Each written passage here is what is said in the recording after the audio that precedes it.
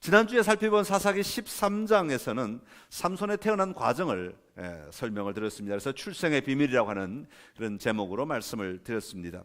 그 부모는 하나님의 방문을 받고 아이를 갖게 됩니다. 그리고 그 아이가 하나님께 바쳐질 나실인이 된다는 사실을 알게 되죠. 그리고 나실인으로서 구별된 삶을 살도록 요청을 받는데 세 가지 하지 말아야 될 것이 있습니다. 첫 번째는 술, 두 번째는 머리카락, 세 번째는 죽은 시체를 만드는 것은 허락되지 않았습니다. 이것이 나실인이 구별된 삶을 살아가게 하는 어떤 지침과 같은, 그래서 늘 그것을 생각할 때마다 내가 나실인이다, 구별된 사람이다 라고 하는 것을 깨닫도록 만들어 주었던 것이죠. 이처럼 구별된 사람으로서 구별된 삶을 통해서 구별된 하나님의 일을 하기 위해서 구별되게 세웠던 것이죠. 하나님께서 이렇게까지 구별하여 사람을 세우실 때에는 얼마나 그 사람을 통해서 위대한 일을 하시겠는가 하는 그런 기대를 우리는 같이 하게 됩니다. 아마도 삼손이 태어남으로 말미암아 그 당시에 자그마치 40년 동안이나 블레셋에게 고난을 당하고 있던 그 사람들의 10년 가운데는 그 부모의 이야기를 들을 때마다, 그 삼손의 이야기를 들을 때, 출생의 비밀을 들을 때마다 얼마나 놀라운 기대를 하였겠습니까? 얼마나 많은 소망을 가지고 살았겠는가 하는 것이죠. 40년 동안이나 블레셋에게 고난을 당할 때 하나님이 그 성경에 보니까 이 고난을 당했다 그렇게 표현하지 아니하고 어떻게 표현하는 거 아닙니까? 13장에 보면 하나님께서 이스라엘을 40년 동안이나 블레셋 사람의 손에 넘겨주셨다 그렇게 표현하고 있습니다. 블레셋 사람들에게 넘겨주셨다, 이 말은 블레셋 사람들이 얼마나 나쁜 일을 많이 했느냐 그런 이야기가 아니라 이스라엘의 삶이 얼마나 혼탁했는가라고 하는 것을 이야기해주고 있는 것이죠. 그래서 그 고난의 시간을 통해서 이스라엘이 그들의 잘못을 발견하고 다시 회복하도록, 회개하도록 만들어 가고 계시는 것입니다. 그런 상황 속에서 하나님은 이 삼손을 보내주셨기 때문에 그야말로 정말 이 삼손은 그 당시에 그 시대의 그 환경 속에서 위대한 영웅이 될 것처럼 보였습니다. 그런데 현실은 어떻습니까? 13장까지는 출생에 관련된 이야기만 나오고 이 14장부터 이제 성장한 이후의 이야기가 나오는데 삼손이 성장하면서 그런 기대를 완전히 한 방에 그냥 무너뜨려 버리고 있습니다. 현실은 전혀 달랐다고 하는 것이죠. 우리가 기대했던 그런 사람이 아니라 폭력적이고 매우 충동적이고 여자에 아주 집착을 하고 감정적으로 성숙하지 못한 사람인 것이 나타나기 시작하였던 것이죠. 자, 삼손의 이야기는 풀려질 듯 하면서도 풀려지지 않는 수수께끼와 같은 이야기입니다. 13장 마지막에 보면 여호와의 영이 그를 움직이기 시작하셨더라, 그렇게 13장을 딱 마무리합니다.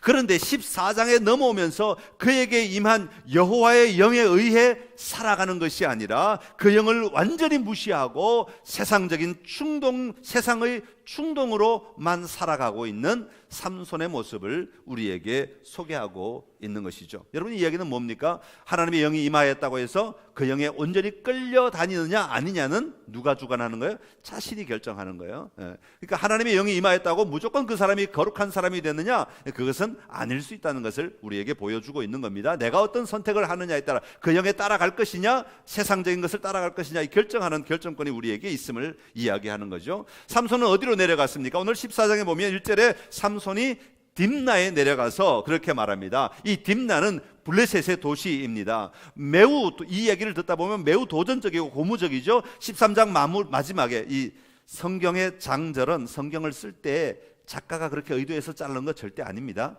쓸 때는 그냥 한 통의 이야기였어요. 그거를 중세기에 인쇄할 때 한꺼번에 너무 많으니까 복잡하니까 인쇄를 하기 위해서 자르기 위해서 잘라놓은 거예요. 이게 이제 물론 아무렇게나 자른 건 아니죠. 학자들이 이렇게 여기까지 이야기를 했으면 좋겠다 그래서 자른 거죠. 그러니까 이 장절은 우리가 그냥 같이 볼 수도 있고 잘라서 볼 수도 있고 그런 겁니다. 그러니까 바로 앞에 여호와의 영이 그를 움직이기 시작했다, 그래 놓고 딥나로 내려갔다 그랬으니까 마치 이 딥나로 내려간 행동은 여호와의 영에 의하여 움직인 행동 같아 보입니다. 또 그렇게 따라가야 되는 것 같은 그런 것처럼 보입니다. 이스라엘을 블레셋의 손에서 구원해야 하는 사람으로서 이 블레셋의 도시인 딥나로 내려갔다는 말은 여러분 무엇을 의미하겠습니까?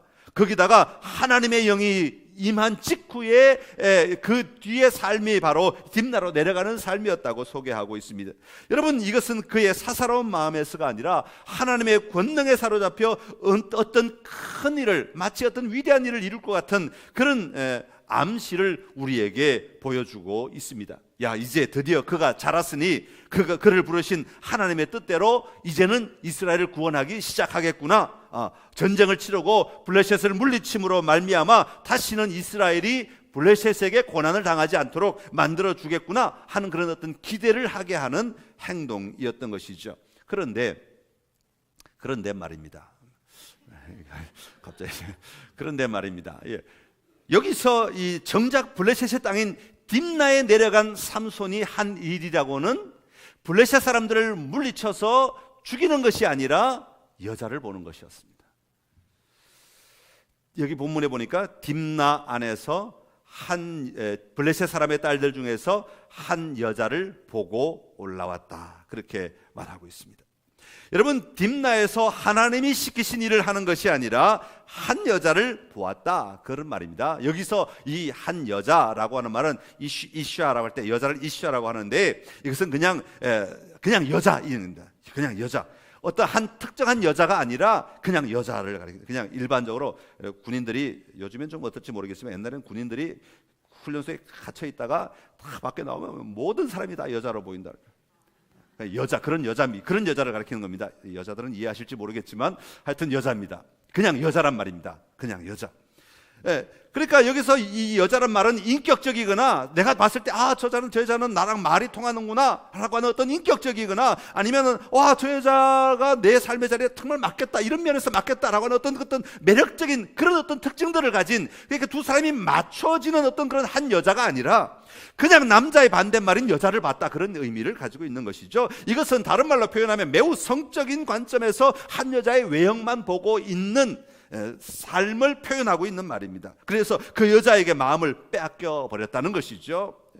그래서 이 여자에게 마음을 빼앗긴 삼손은 부모에게 와서 그 여자를 아내로 삼게 해달라, 그렇게 요청을 합니다. 왜 이런 요청을 하게 됐느냐면, 2절에 왜 올라와서 부모에게 말을 하냐면, 당시 풍습으로는 한 남자와 한 여자가 결혼하기 위해서는 부모의 동의가 있어야 됩니다. 부모들끼리.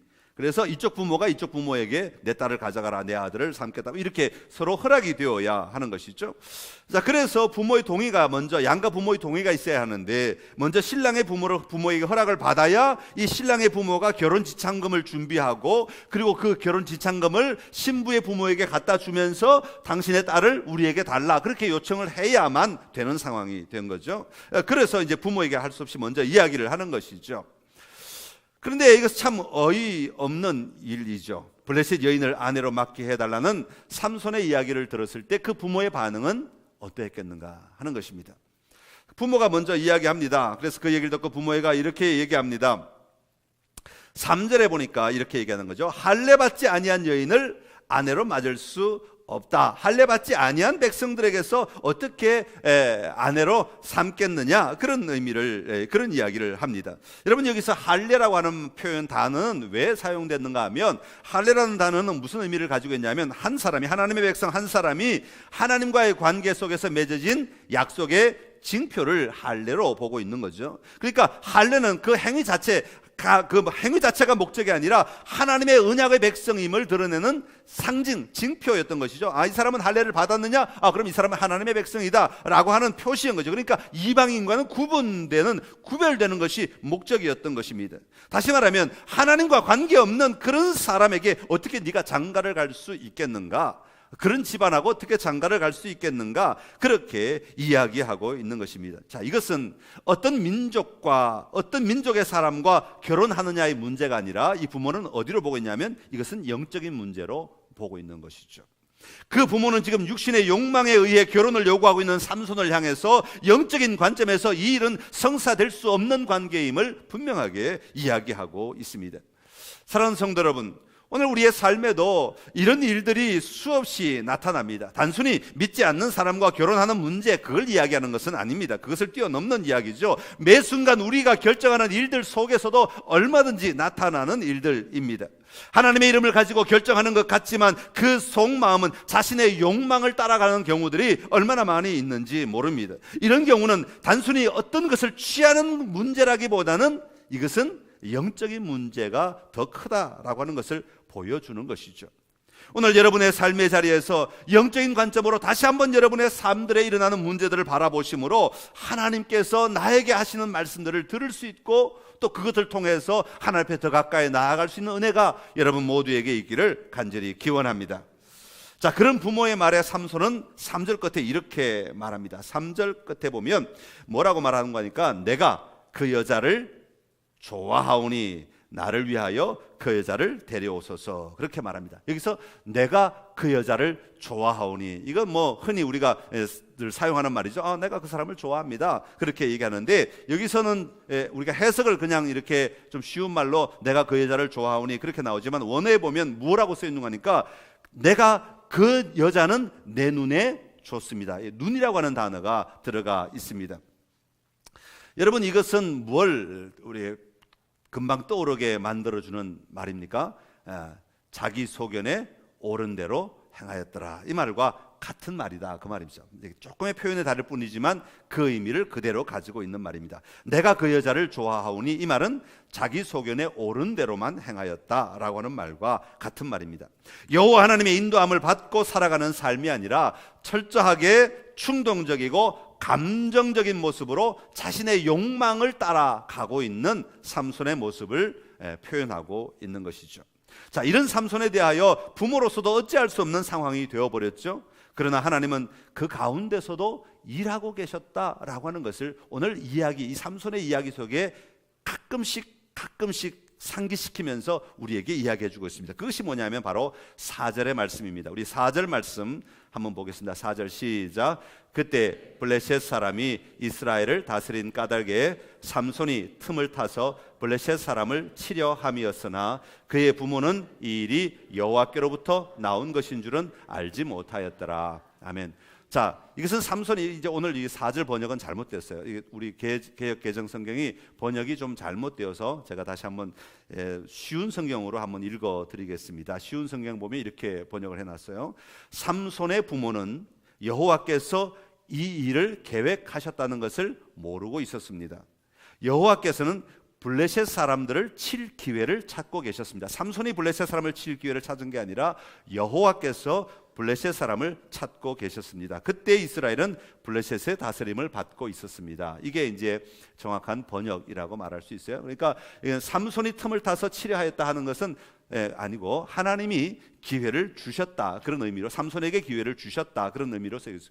그러니까 삼손은 자기 욕망대로, 삼손은 그냥 여자에게 빠져서, 삼손은 그지 자기의 충동적인 행동으로, 태도로 가고 있는 거예요. 그럼에도 불구하고 그것은 옳지 않은 것이고 그것은 정당하지 않은 것이고 그것은 바른 것이 아니에요. 누가 봐도 그것은 바른 것이 아니에요. 그렇지만 하나님은 그런 삼손의 삶 가운데 딱 기회를 보고 있다가 요때다 하고 기회를 딱 잡으셔서 블레셋을 쳐야 하는, 하나님의 오직 목적은 지금 블레셋으로부터 그들을 구원하는 것이니까 블레셋을 쳐야 될 기회가 생겼을 때는 삼손에게 임하셔서 일하신다, 그 말입니다.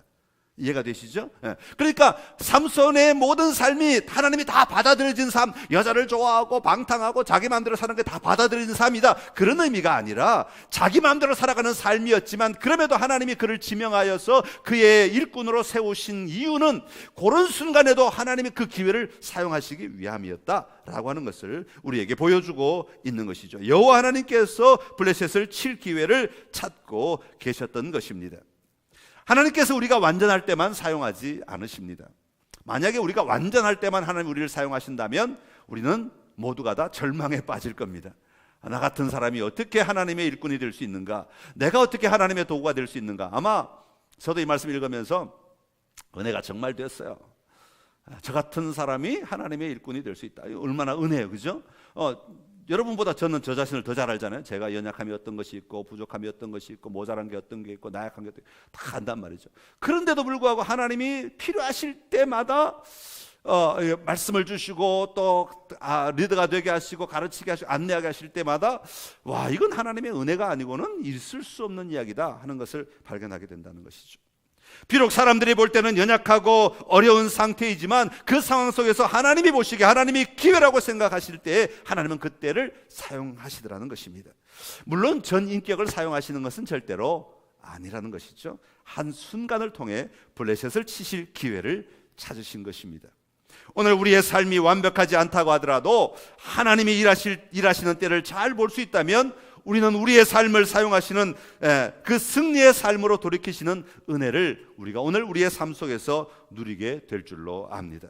여러분의 삶이나 가족들의 삶, 성도들의 삶 속에서 여전히 일하고 계시는 그 하나님을 볼 수 있는 눈이 여러분들에게 열려지게 되기를 간절히 기원합니다. 오늘 이것이 오늘 전체 이야기의 핵심입니다. 1절부터 4절까지가 14장, 15장 전체의 이야기의 핵심 주제를 그대로 다 이야기하고 있습니다. 자, 그렇지만 오늘 우리가 나머지 이야기를 좀 알아야 또 우리 오늘 이 이야기 속에서 하나님이 뭘 원하시는가를 우리가 발견할 수 있게 되기 때문에 나머지 스토리를 5절부터 이야기를 좀 간략하게 소개를 해드리겠습니다. 5절부터 보면 삼손은 부모와 함께 내려갑니다. 딥나로 내려간단 말이죠. 블레셋은 어디 있냐면 지금 그 가자지구 저쪽 밑에 지중해 쪽 왼쪽 밑에 가자지구라고 지금도 여전히 이렇게 장벽을 치고 가보면 장벽이 뭐 여기부터 저기만큼 높이가 돼요. 천장만큼 높이는 벽을 쫙 쳐놓고 막아놨어요. 거기가 지금 블레셋 땅이에요.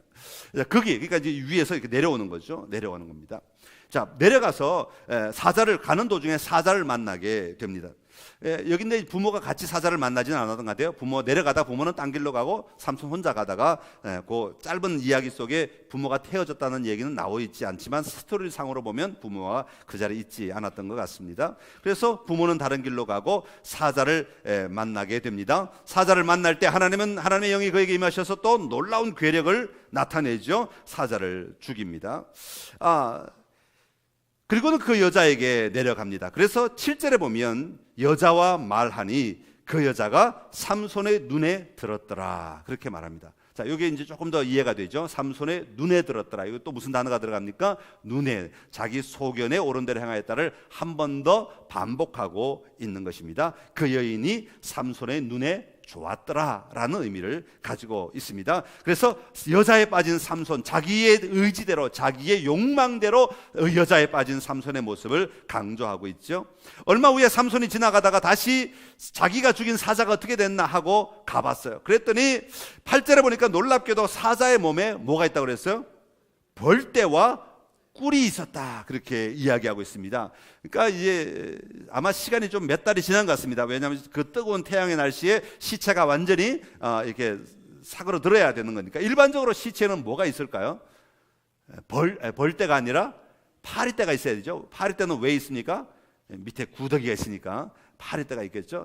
원래는 파리떼가 있어야 되는데 오늘 성경에 보면 파리떼가 아니라 전혀 예상 밖의 벌떼가 있었다 그렇게 말합니다. 자, 벌떼가 있었다는 얘기는 하나님이 하신 일임을 간접적으로 보여주는 상징과 같은 것입니다. 왜 벌떼가 있었을까? 어떤 학자들은 이렇게 말합니다. 벌떼가 있은 것은 삼손이 나실인이기 때문에 죽은 시체, 짐승의 시체이든 사람의 시체든 손을 대면 안 되는데 그 가까이 와서 보려고 했고 손을 대려고 하니까 벌떼를 두셨다. 벌떼는 여러분 이게 그냥 만져도 됩니까? 벌떼 근처 갔다면 벌떼가 됩니다. 벌떼같이 물리고 맙니다. 그죠? 난리가 나죠. 그러니까 벌떼는 사실 작은 곤충임에도 불구하고 굉장히 무서운 존재. 이 떼라고 하는 건 굉장히 무서운 존재. 여기서 떼라고 하는 단어를 그냥 이 짐승의 떼, 한 무리 이렇게 그렇게 쓰는 떼라는 단어를 사용하지 않고 여기 떼라는 말은 사람의 공동체를 가리킬 때 한 무리라고 하는 단어를 사용하고 있어요. 그러니까 벌을 마치 사람처럼 표현하고 있는 단어를 이렇게 잘 쓰지 않는데 이렇게 사용하죠. 그래 벌들이 모인 공동체. 그러니까 그 공동체가 막 삼손에게 오지 마라라고 외치고 있는 듯한 그런 모습으로 표현되고 있는 것이 벌떼입니다. 벌을 통하여 죽은 사자를 만지지 못하도록 막으시려는 하나님의 의도가 있는 것이죠. 그런데 삼손은 어떻게 하고 있습니까? 그 벌떼를 완전히 무시하고 그 사자의 몸에 손을 댑니다. 왜요? 뭐 때문에? 꿀 때문에. 그러니까 하나님이 막으시는 그 벌떼도 삼손을 더 이상 막지 못한다 이거죠. 뭐 때문에? 꿀 때문에. 꿀이 너무 좋아서, 이 벌꿀이 너무 좋아서. 그 당시에 뭐 이 벌꿀이 너무 귀하기 때문에 벌꿀을 보고는 마치 금덩어리 다이아몬드를 발견한 것 같은 그런 기분으로 벌떼를 좋아했다, 그런 의미는 절대로 아닙니다. 어디서나 구할 수 있는 것이 당시에 이 꿀이었다고 하죠. 그런데 나실인의 규례를 어기고 나서도 그 꿀에 손을 댈 수밖에 없는 이유가 뭐냐 하면 삼손은 꿀에 약한 사람이었기 때문이다. 근데 지금 여기서 꿀에 약하다는 말을 할 때는 그냥 먹는 꿀을 얘기하는 것이 아니라 삼손은 지금 뭐에 약하죠? 여자에 약한 거예요. 그래서 이 꿀은 뭘 상징하냐면 이방 여인을 상징하는 암호와 같은 것이다. 그래서 이 꿀은 이방 여인을, 하나님이 벌떼를 통해 막으심에도 불구하고 그것이 소용이 없고 그 벌을 통과해서 뚫고 들어가서 꿀에 손을 대어서 그 꿀을 집어먹는 삼손의 모습은 하나님이 원하지 않는 삶이었음에도 불구하고 그것을 주저하지 아니하고 돌파하여 들어가서 자기가 원하는 것을 취하려고 하는, 자기의 욕정에 그냥 그것에 딱 끌려 들어가는 삼손의 삶을 이야기하고 있는 것이죠. 여러분, 이 이야기를 보면 오늘 우리의 삶은 어떻습니까? 나는 꿀 싫어하니까 괜찮아, 그 말이 아니죠. 그 말이 아닌 건 다 아시죠 지금? 나는 꿀을 별로, 단 거 별로 안 좋아하니까 꿀 안 먹으니까 괜찮아, 이게 아닙니다. 여러분, 오늘 우리의 삶의 관심은 어디에 있습니까? 여러분, 정말 여러분의 삶이 영적인 것에 초점이 놓여져 있습니까? 하나님의 말씀하시는 것에 정말 초점이 놓여져 있습니까? 성경 말씀대로 내가 살려고 정말로 몸부림치며 그 말씀이 내 삶의 절대적인 기준이 되어 있습니까? 아니면 세상의 문화와 환경 그리고 그 영향에 더 큰 관심을 가지고 살아가고 있느냐 하는 것이죠. 다시 말하면 벌떼가 나타났을 때 하나님이 막으시는구나 하고 물러설 수 있는 용기가 있느냐, 아니면 그럼에도 불구하고 그 꿀을 향하여 내 손을 뻗고 있느냐, 그것을 이야기하고 있는 것이죠. 여러분, 하나님은 우리가 세상을 떠나 완전히 독립된 수도원적인 삶을 살라고 말씀하지는 않으시는 것 같습니다. 우리가 세상 속에서 살아가지만 우리가 죽은 사자의 몸 근처에 가서 살아갈 수 있고 그 사자의 몸을 통하여 무언가를 볼 수도 있고 느낄 수도 있고 누릴 수도 있습니다. 그러나 그 세상 중심에서 예수 그리스도께서 중심이 되시는 삶을 살아야 한다는 것을 이야기하는 것입니다. 예수 그리스도의 복음으로 내가 변화된 삶을 살고 예수 그리스도의 복음으로 세상이 가야 할 방향을 보고 예수 그리스도의 복음으로 그리고 내가 리더가 되어서 세상을 이끌고 나아가는 삶을 살아야 한다는 것이죠. 그런데 그 꿀 때문에, 그 이방 여자 때문에, 그 여자의 유혹 때문에 우리가 지켜야 할 삶의 습관을 따르지 아니하고 이방 문화 속으로 들어가 버린다면 우리는 결코 그 자리에서 예수 그리스도를 누릴 수가 어렵다라고 하는 것을 이야기하고 있는 것입니다. 다시 한번 오늘 여러분의 삶의 자리에서 지금 여러분들이 무엇에 손을 대고 있는지를 다시 한번 바라보심으로 예수 그리스도를 다시 한번 회복하고 누리는 은혜가 여러분 모두에게 있기를 간절히 기원합니다. 자, 2일 뒤에 삼손이 드디어 그 여자와 결혼을 하게 됩니다. 10절 이하에 보면 이렇습니다. 결혼을 하면 일주일 동안 잔치를 벌이게 되어 있는데 친구들을 데려와서 잔치를 벌이게 됩니다.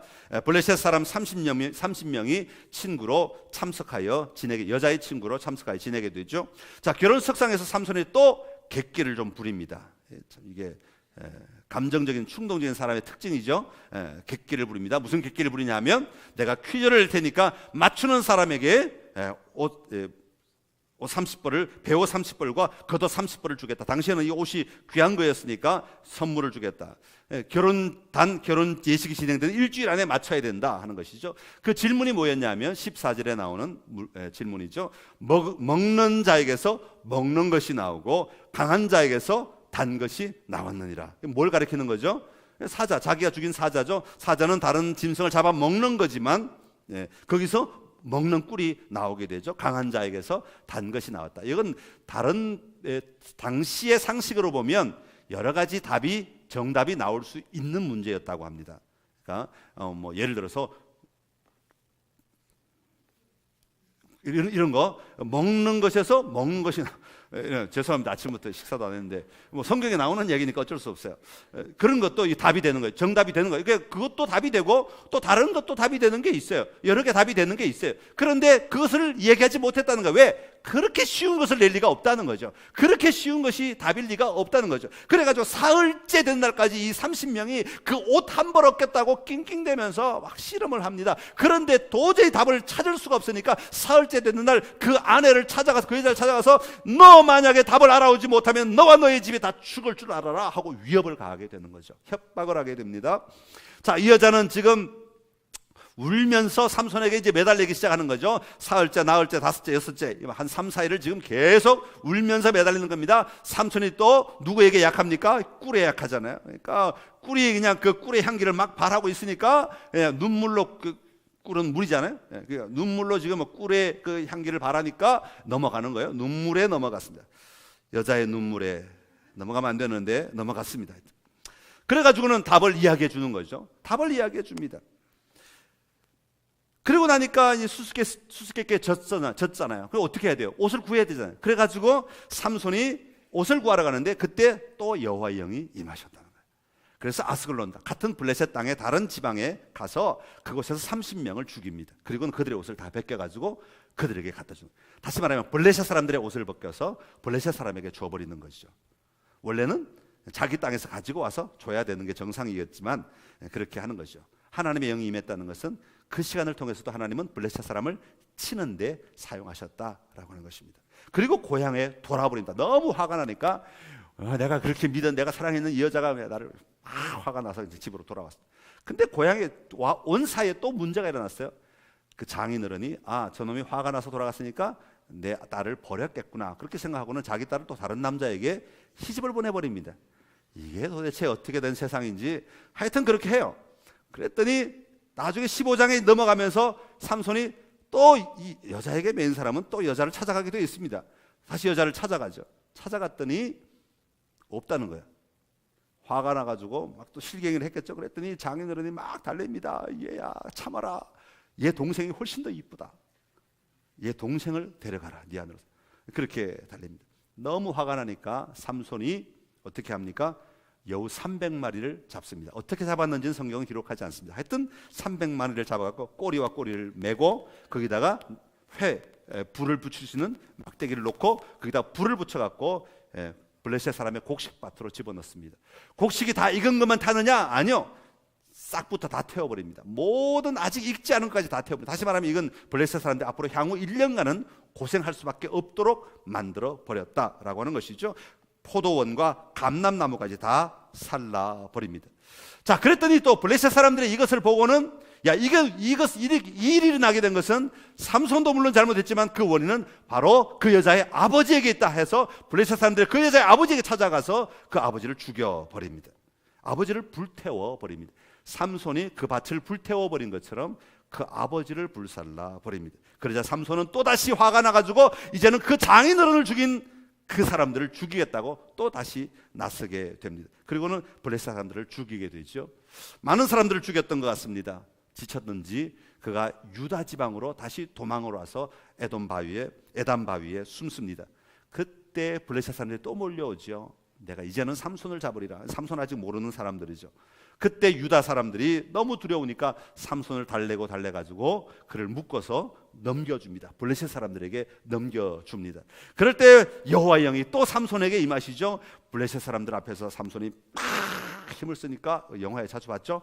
밧줄을 팍 끊고는 그냥 마치 불탄 줄을 묶어놓은 것처럼 아무것도 아닌 것처럼 팍 끊고는 중간에 가다가 나귀의 새 턱뼈 하나를 딱 집어들고는 사람을 죽이는데 몇 명을 죽였다고요? 1000명을 죽입니다. 이때마다 하나님의 영이 임하셨다. 블레셋을 죽여야 될 때마다 하나님이 임하시죠. 자, 이게 14장과 15장에 나오는 이야기들입니다. 여러분, 여기서 참 중요한 것은요, 삼손의 이런 말도 안 되는 삶을 살아가는 동안에 그 순간순간에 여호와 하나님은 기회를 보시다가 하나님의 영으로 임하셔서 블레셋을 치신다는 것입니다. 블레셋을 쳐야 할 그 시간에는 영락없이 여호와의 영이 임하셔서 역사하신다는 것입니다. 여러분, 그렇게 하지 않으면 안 되시기 때문에, 그렇게 하지 않으면 다른 정상적인 방법으로는 삼손을 도저히 써먹을 수 없는, 삼손을 도저히 사용할 수 없는 그런 존재이기 때문에 하나님은 그렇게 하셔서라도 궁극적으로 하고자 하시는 이스라엘을 구원하고자 하시는, 다시 말하면 이스라엘의 평화를 주시고자 하시는 일을 하고 계시는 하나님이시다라고 하는 것입니다. 사랑하는 성도 여러분, 하나님의 일을 하시는 분들을 보면 어떤 사람들은 참 연약함이 많이 보이는 사람도 있습니다. 그러나 그런 사람들 중에서도 어느 순간은 하나님이 사용하시는 것을 볼 수가 있습니다. 성격이나 성품의 엉망이어도 어느 순간은 하나님은 그 사람을 통해서 어떤 일들을 이루어 가시는 경우들을 볼 수가 있습니다. 그러니까 우리가 오해하지 말아야 할 것은 여호와 하나님의 영이 임하셔서 하나님의 일을 한다고 내 모든 잘못이나 연약함이 정당화되는 것은 아니라는 사실을 우리가 개인적으로는 자기 입장에서는 분명히 기억해야 하고, 다른 사람을 향하여서는 하나님이 저 부분은 사용하실 수도 있겠구나 하는 것을 인정할 수도 있어야 한다는 것입니다. 하나님은 우리의 연약한 순간이랄지라도 일하시는 분이심을 우리가 볼 수 있어야 하는 것입니다.